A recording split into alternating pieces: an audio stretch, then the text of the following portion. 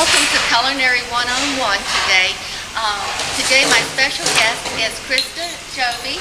And Krista, before we get started making our entree today of meatballs and spaghetti, I'd like to just ask you a couple of questions, if I may. Can you tell the audience where you are from? I am from Kerala, India.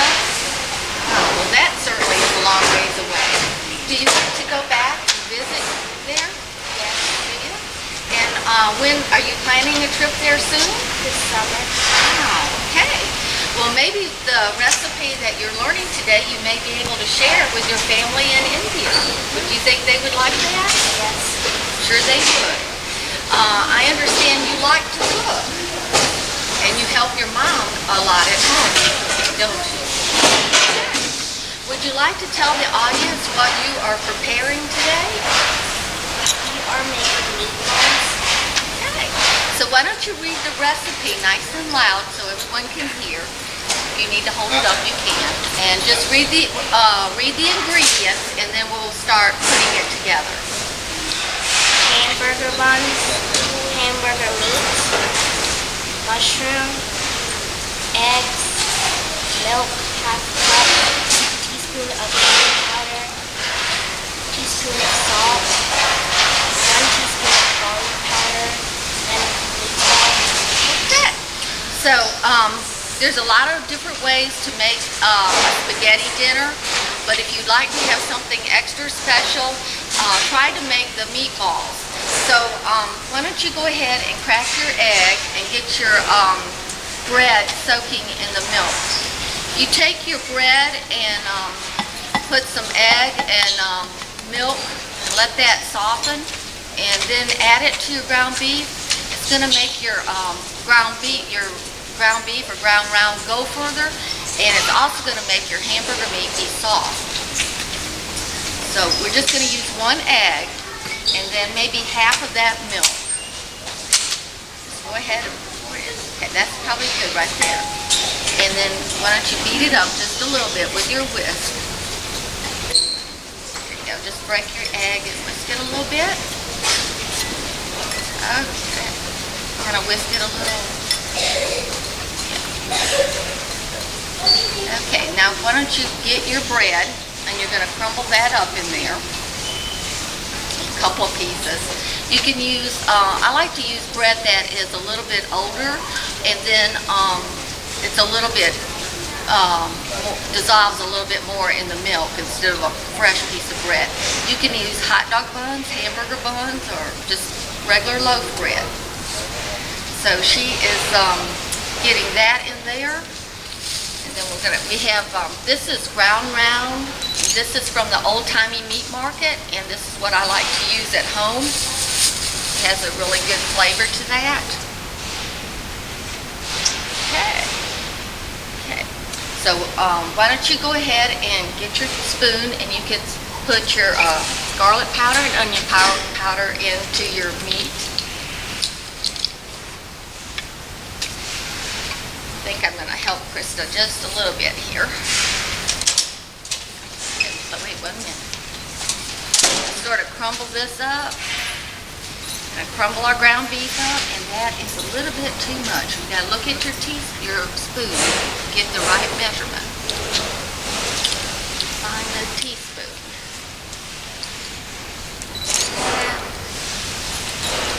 Lose your hat.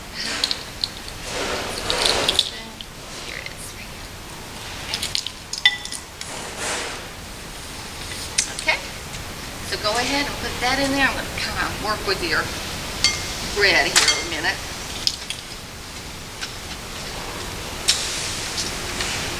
Usually what I like to do is get the bread soft, and then after I get my spices into the ground beef, then I'll add this mixture.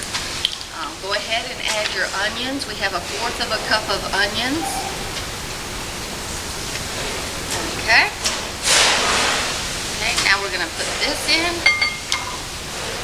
Okay. Now go ahead and just mix it, mush that all up.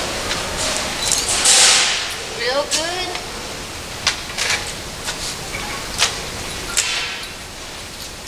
Okay. Want to get it all blended in. Keep going. Keep it all going. Okay, let's see what you got here. Uh-oh. We're having a hat problem. Okay, so do you remember when we practiced this, how many meatballs we got out of a pound of ground round? Remember how many we counted? I think it was 25. So this would feed a good many people. And what I like to do if I have extra time is I'll double this recipe, and then I will freeze some of the meatballs and bring them out at another time. Okay, can you show the friends how we will make a little meatball? Okay, go ahead and make you a couple of meatballs. And if you make them a little bit small, then they'll cook a little faster and be easier to get done. Okay, very good. So that is how you make meatballs. And you could use these to make a meatball sandwich or even put brown gravy on them and have them with rice and mashed potatoes.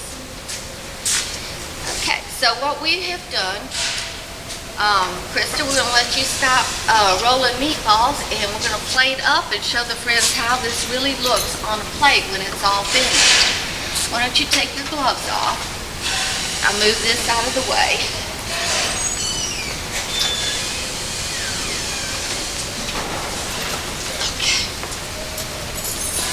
Okay, so this is her plate.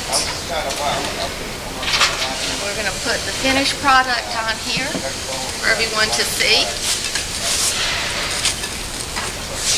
We want everyone to try this at home, don't we? Yeah. So we have already made the pasta, and we've actually already made our sauce. And we have the meatballs already in the sauce.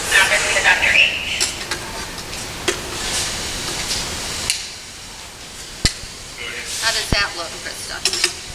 Is it good? Okay. And we have some Parmesan cheese. Would you like to put some on your spaghetti? Okay. So we have a very simple dish that you can make at home, and so I hope everyone will try this.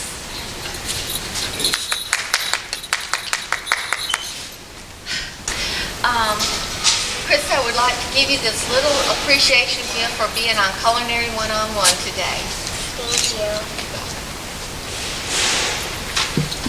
One. Welcome to Culinary One-on-One today. We have our special guest, Amos Wise.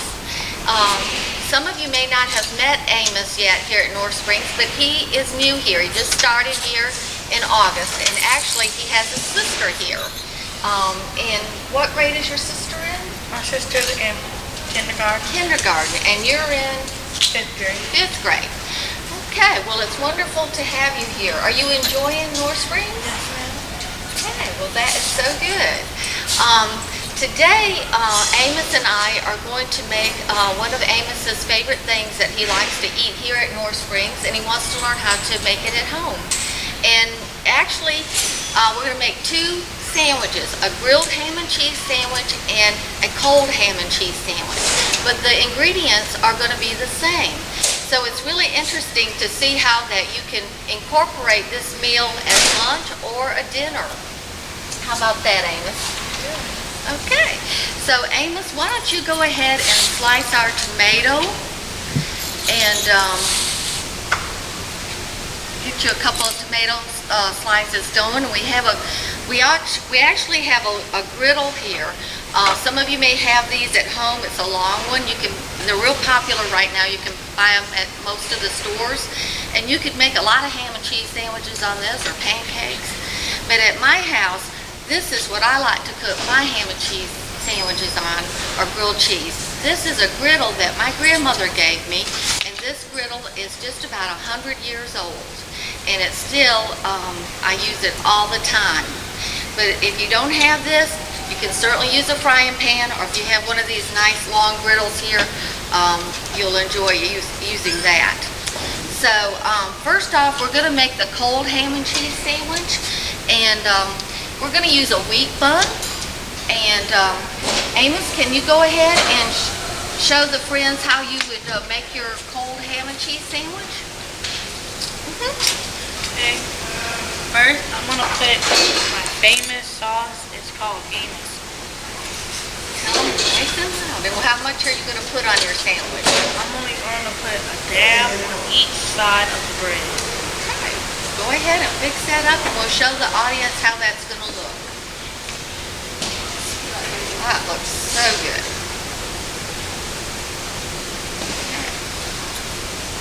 Do you think you could make this lunch for your sister at home sometime? I think I could. All right. Well, that is so wonderful. Okay. So next, what would you put on your sandwich? Would you put some lettuce? I would. Okay. And what I have here, we have some Black Forest ham. And I have some sliced real thin and then some sliced a little thicker. And then this is American cheese. So of course you can build your sandwich however you would like it. Okay, you're gonna put your tomato on there. I like to buy my lunch meats at the deli. Then you can get the exact amount and the exact slice that you want to have at your house. Okay, this is the thinner slice. Would you like to layer some of that on your sandwich? Just go ahead and put you a couple, 3 pieces on there. And cheese, if you like cheese.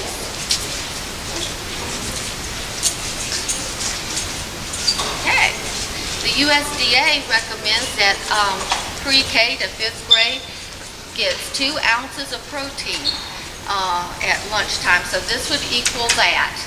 So you can close your sandwich up, and we'll have a Amos old ham and cheese sandwich right there. Let's put it on your plate here. So we're going to have one presentation right there of a cold ham and cheese sandwich, the Amos Wise way. So now we're going to go ahead and make our hot ham and cheese sandwich. And for that, we're actually using just some white bread because it does toast nice, but you can use wheat if you would like. And we're going to show you a little trick if you would like to try this and you're watching your calories. A lot of you do use the spray oil or pan coating in the can. And you can spray your bread with that and it'll toast really nice, and then you're not going to have your sandwich loaded with butter.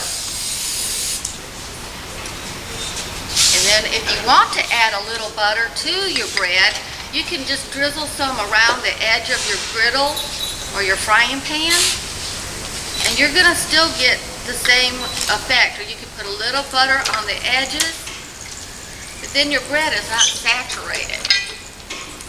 We're gonna take a couple of these slices and just get it kind of nice and hot on our griddle. Okay. I guess we want to get our cheese on here, right, Amos?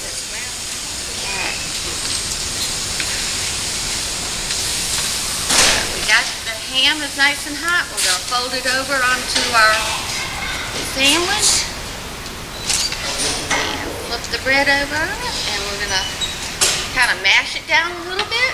It's already getting nice and toasty. How does that look, Amos? It looks delicious. Okay. Can you pull your plate over here? Very good. There is a hot ham and cheese sandwich. And you have some carrots. Would you like to put your carrots on there? So let's just pour them in like that. So right here we have 2 entrees that can be made very simple. If you wanted to do the hot ham and cheese sandwich, you could add some green beans or a salad, and you'd have a nice dinner for you and your sister and your family. Do you think you could do this at your house? I think I could. Okay. How do you like the food you prepared? Looks good. Looks good, really good. You did a great job. And Amos, I'd like to give you this little gift for being on Culinary 101. It's your own personal recipe book. Thank you very much. You're welcome.